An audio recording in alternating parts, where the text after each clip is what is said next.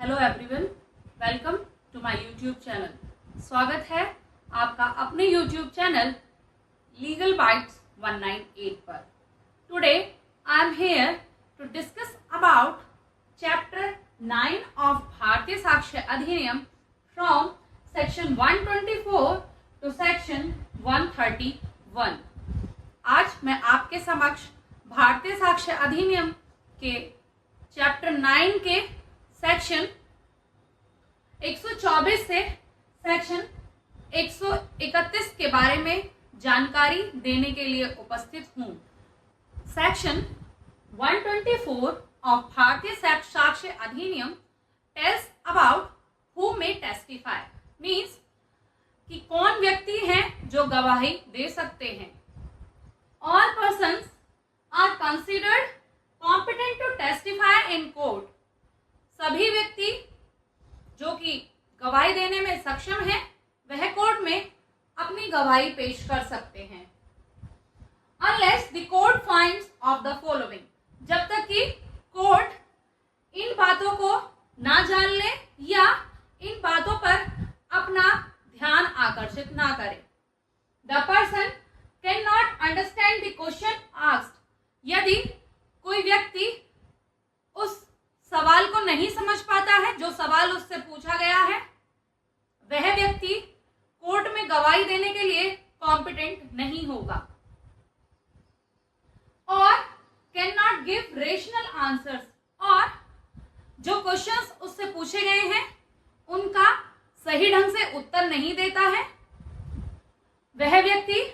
Court में अपनी गवाही पेश करने के लिए कॉम्पिटेंट नहीं होगा। Due to reasons as being young, और यह इसलिए कि वह ज्यादा छोटा बच्चा है तो उन सवालों को ना तो वह समझ पा रहा है और ना ही उनका सही ढंग से उत्तर दे पा रहा है,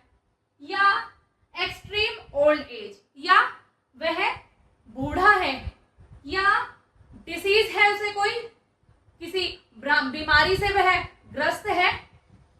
बॉडीली बीमारी है कोई भी, या कोई मेंटल बीमारी है,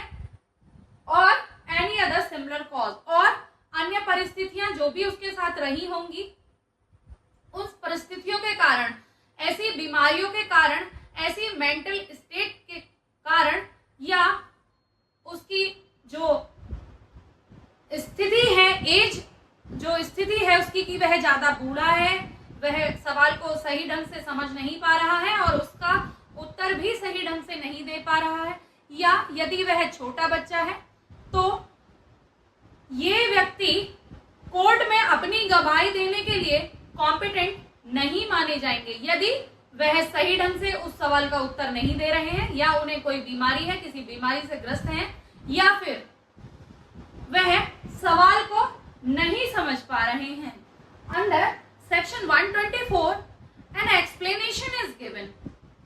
Let us understand what is the explanation which is given in section 124. A person of unsound mind, एक व्यक्ति है जो कि अनसाउंड माइंड का है, is not incompetent to testify, वह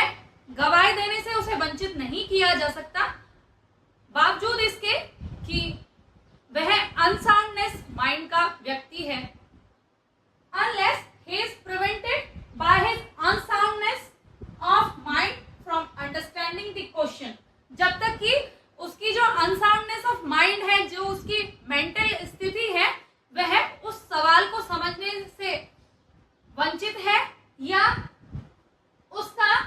रेलिवेंट आंसर देने में वह वंचित है। किस कारण? अनसाउंडनेस ऑफ माइंड के कारण। जब तक कि उसकी बीमारी जो उसे है या फिर उसका जो मेंटल स्टेट है वह उस सवाल को समझने में वंचित है, या वह उस सवाल का आंसर सही ढंग से नहीं दे पा रहा है, सही तरीके से उसे नहीं समझा पा रहा है, तो वह व्यक्ति इनकॉम्पिटेंट माना जाएगा। Only when he is not able to understand the question or not able to give the answer of that question because of unsoundness of his mind, only then the person is incompetent to testify himself 125. Witness unable to communicate verbally means वह गवाह जो कि बोल नहीं सकते या बोलकर अपनी गवाही पेश नहीं कर सकते, उनके बारे में धारा 125 भारतीय साक्ष्य अधिनियम की बताती है, a witness who is unable to speak, कोई भी गवाह जो कि बोलने में असमर्थ है, give his evidence in any other manner, अपना जो साक्ष्य है वह किसी और तरीके से या किसी और ढंग से कोर्ट में प्रस्तुत कर सकता है, which he can make it intangible, जिसमें उसे सुटेबल लगे, उसे सही महसूस हो, या जिस तरीके से वह अपनी गवाही कोर्ट में पेश कर सके उस तरीके से जो व्यक्ति बोलकर अपनी गवाही पेश नहीं कर सकता वह उस तरीके से अपनी गवाही कोर्ट के समक्ष प्रस्तुत कर सकता है। एज बाय राइटिंग और बाय साइंस, या तो वह लिखित में गवाही पेश कर सकता है या फिर कोई भी साइंस देकर, कोई भी सिंबल्स देकर अपनी गवाही कोर्ट में प्रस्तुत कर सकता है। But such writing must be in written means, ऐसी जो राइटिंग स्टेटमेंट होगी या फिर वह जो व्यक्ति अब बोलकर अपनी गवाही नहीं दे सकता, वह लिखित में अपनी गवाही देना चाहता है, वह रिटन फॉर्म में होनी चाहिए। और by signs made in open court, written form में होनी चाहिए, और जो साइंस वह दे रहा है, जो सिंबल वह गवाही पेश करने के लिए दे रहा है, वह ओपन कोर्ट में दिए जाने चाहिए। And evidence of given shall be deemed to be oral evidence, और ऐसा साक्ष्य जो कि ओपन कोर्ट में दिया जाएगा और किसी राइटिंग फॉर्म में दिया जाएगा, जो व्यक्ति ऑरली नहीं दे सकता,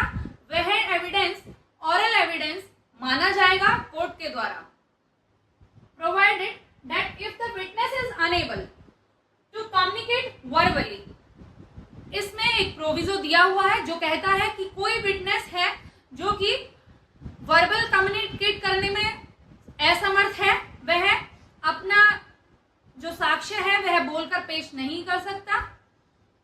the court shall take the assistance of interpreter or a special educator, court एक स्पेशल एजुकेटर को भी बुला सकती है उसकी गवाही दर्ज करने के लिए, या कोई एक स्पेशल इंटरप्रेटर को भी बुला सकती है जो उसके द्वारा बताए गए साइंस है उन्हें कम्युनिकेट कर कोर्ट को समझाए या कोर्ट को यह बताए कि वह व्यक्ति क्या कहना चाह रहा है।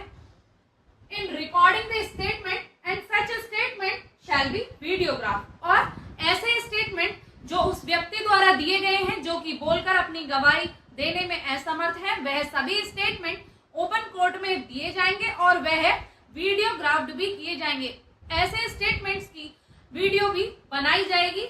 कोर्ट द्वारा। Section 126 competency of husband and wife as witness in certain cases, husband and wife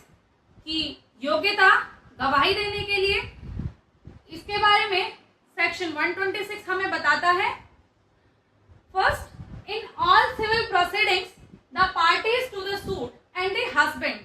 and wife of any party to the suit shall be competent witness. ये क्लॉज हमें ये बताता है कि किसी भी सिविल प्रोसीडिंग्स में, किसी भी सिविल मामलों में यदि किसी पार्टी का पक्षकार या तो उसका हस्बैंड या उसकी वाइफ एक कॉम्पिटेंट विटनेस होंगे और वह गवाही देने में सक्षम होंगे, वह उस मामले में, इन सिविल मामलों में यदि किसी पार्टी है और उस पार्टी का कोई हस्बैंड है या कोई वाइफ है, तो वह अपनी गवाही देने के लिए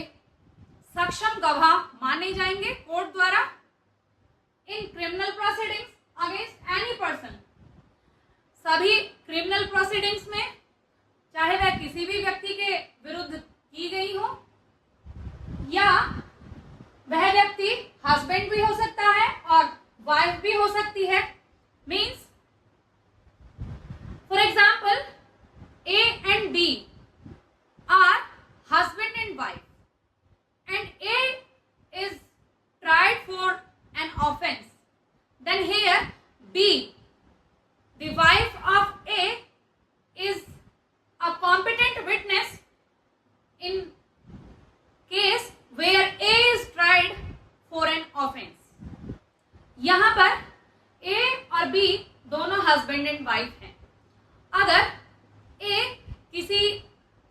करने के लिए कोर्ट द्वारा ट्राई किया गया है, उसका ट्रायल चल रहा है और बी उसकी वाइफ है, तो वह एक एक केस में एक सक्षम गवाह बन सकती है, वह अपनी गवाही देने में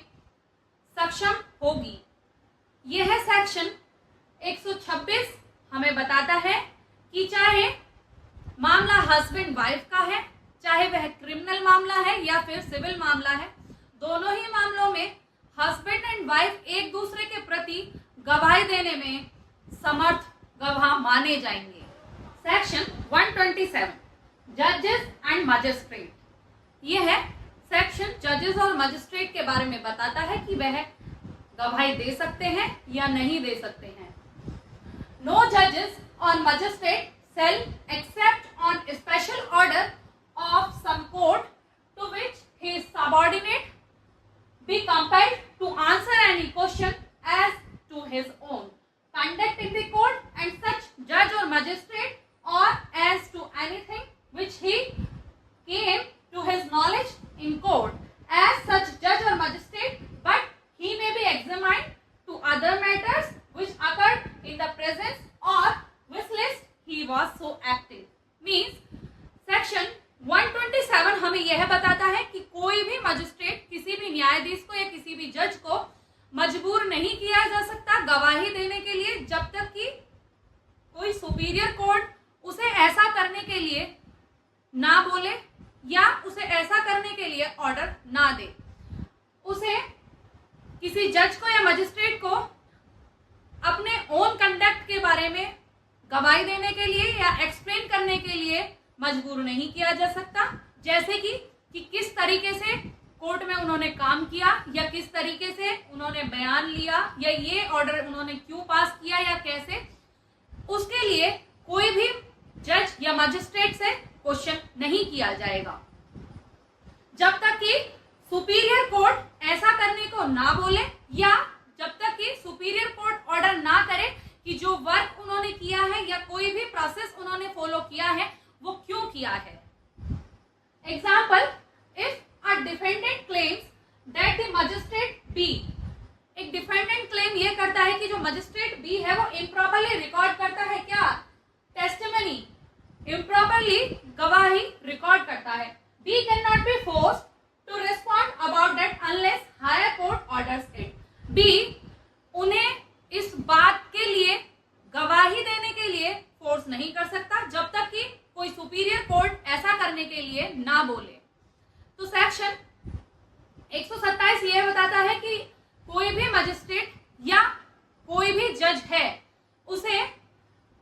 उसके कंडक्ट के बारे में एक्सप्लेन करने के लिए, जवाब देने के लिए या उन्हें किसी भी प्रोसीडिंग के द्वारा कोई भी गवाही देने के लिए मजबूर नहीं किया जा सकता जब तक कि सुपीरियर कोर्ट ऐसा करने को ना बोले या सुपीरियर अथॉरिटी ऐसा करने का ऑर्डर ना दे। यह है सेक्शन प्रतिबंध लगाता है जजेस और मजिस्ट्रेट की गवाही पर। सेक्शन 128 कम्युनिकेशन ड्यूरिंग मैरिज, शादी के दौरान जो कम्युनिकेशन वार्तालाप की गई है, जो बातचीत की गई है, उनके बारे में सेक्शन 128 बताता है।